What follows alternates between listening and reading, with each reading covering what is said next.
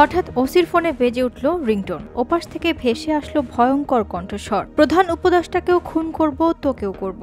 এভাবেই হত্যার হুমকি পেয়েছেন প্রধান উপদেষ্টা ডক্টর মোহাম্মদ ইউনুস এবং শরীয়তপুরের জাজিরা থানার ভারপ্রাপ্ত কর্মকর্তা মোহাম্মদ মাইনুল ইসলাম। বিদেশি একটি নম্বর থেকে ফোনে এই হুমকি দেয়া হয়। এই ঘটনায় ৩ অক্টোবর জাজিরা থানায় একটি সাধারণ ডায়েরি করা হয়। অভিযোগে বলা হয়, আওয়ামী লীগের সহযোগী সংগঠনের এক নেতা এই হুমকির সঙ্গে জড়িত।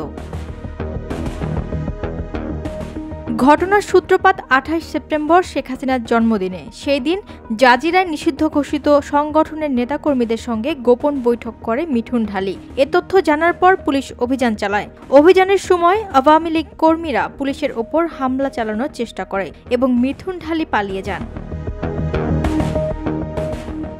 এ ঘটনায় ২ অক্টোবর সন্ত্রাসবিরোধী আইনে ৬৫ জনের নামে মামলা করে পুলিশ। আরও ৩০ থেকে ৪০ জনকে অজ্ঞাত আসামি করা হয়। ২ নম্বর আসামি হন মিঠুন ঢালী। এর পরদিনই শুক্রবার দুপুরে বিদেশি নম্বর থেকে ফোন করে প্রধান উপদেষ্টা ও ওসিকে হত্যার হুমকি দেওয়া হয়।